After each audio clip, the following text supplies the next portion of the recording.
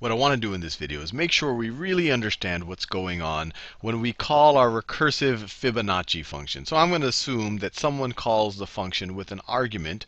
So they call Fibonacci of, and they pass 5 as an argument. I don't want to pick too large of a number for the argument, because otherwise I'll be explaining this forever.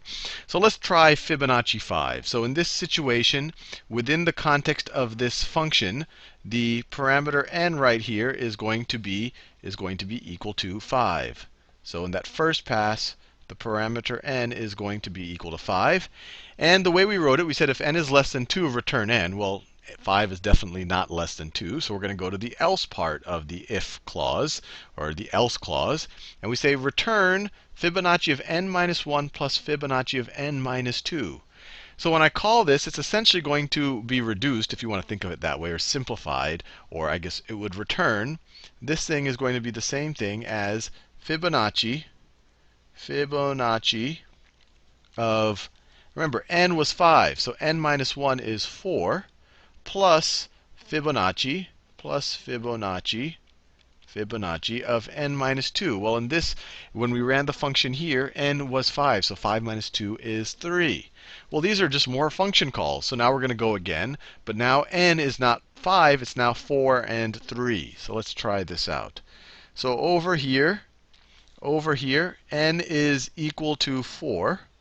n is equal to 4. So once again, 4 is not less than 2, so we don't do this part. We go to the else. So we're going to return Fibonacci of 4 minus 1, which is 3. So this is going to simplify to, or Fibonacci, or break down, I should say. Fibonacci of 4 minus 1, which is 3, plus Fibonacci of 4 minus 2, which is Fibonacci of 2. So this right over here will essentially return this. And this over here on the right, Fibonacci of 3,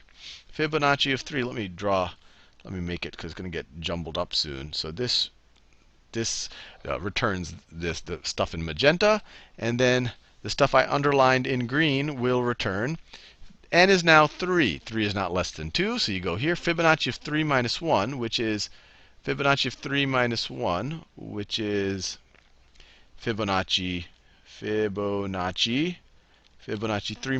of 2, and plus Fibonacci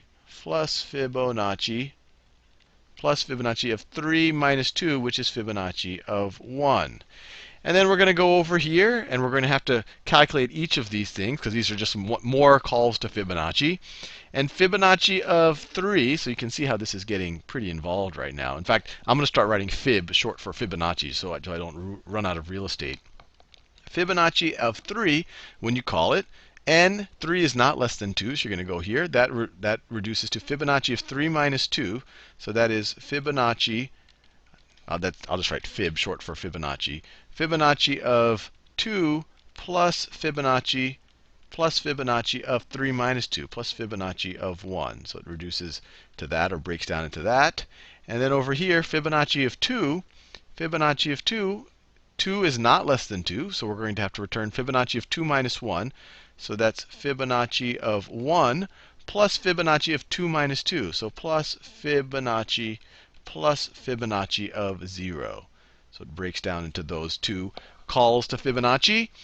And then over here, Fibonacci of 2, same thing. We made a call to Fibonacci of 2. That's going to break down just like this call to Fibonacci of 2 did. It will break down to a call of to Fibonacci of 1 plus Fibonacci of 0. So we get that. And then we have Fibonacci of 1. This is interesting, because when n is equal to 1, now all of a sudden this clause up here becomes relevant. Because now n is less than 2, and it says return n. So this right here is going to simplify. This term right over here is going to simplify to 1. It's going to evaluate to 1. And then we look at all of these over here. Fibonacci of 2, we know that Fibonacci of 2 evaluates to Fibonacci of 1 plus Fibonacci of 0. So let me write that over here. So this over here is Fibonacci of 1 plus Fibonacci of 0. Fib is short for Fibonacci. And then we know Fibonacci of 1. 1 is less than 2. N is 1 here, so we're going to just return n. So this is going to return 1. Fibonacci of 1 just returns 1. Fibonacci of 0 Well, 0 is less than 2, return 0. Fibonacci of 0 returns 0. Fibonacci of 1, we've seen it, it returns 1. Fibonacci of 0 returns 0. And then Fibonacci of 1 returns 1. Fibonacci of 0 returns 0.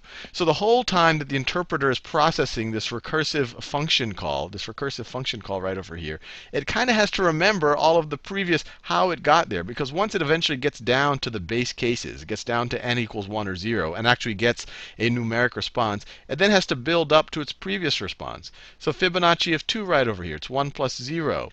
So Fibonacci of 2 is going to simplify to 1. This Fibonacci of 3 was going to be Fibonacci of 2 plus Fibonacci of 1. Those had simplified to 1, so this is going to be 1 plus 1. This is going to be 2. We go over here, Fibonacci of 2, Fibonacci 1 plus Fibonacci 0, 1 plus 0. This is going to be 1. Fibonacci of 2, 1 plus 0. This is going to be 1. Fibonacci of 1, well, that's just 1. And now we go up to this level. We're kind of reconstructing it back so that we get to the original function call. And I'm not going to go into the details of how does the interpreter actually doing that. This is actually a fascinating discussion, but I'll just think about how do we think about it, what's happening in this recursive function call, and why is it working? Why is it giving us the right answer? And then we go over here, Fibonacci of 4. Well, Fibonacci of 4 is the fourth Fibonacci term is the sum of the third and the second Fibonacci term, which we've already figured out. Those are 2 and 1. You take their sum, you get 3.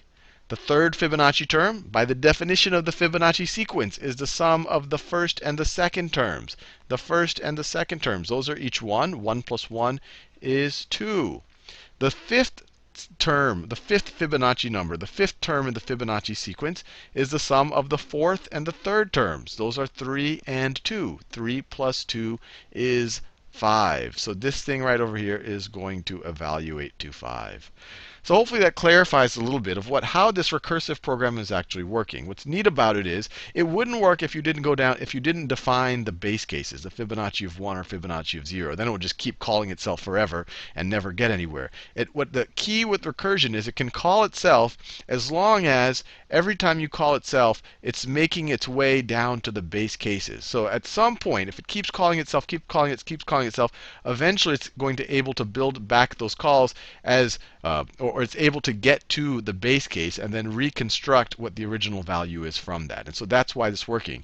Every call to Fibonacci is a simpler version. I have a lower n, and eventually my n's are going to get to the base case, which will actually give me actual values that I can then reconstruct for our original call. So hopefully that helps a little bit. Recursion can be confusing, but at the same time it's kind of elegant and beautiful in its own way.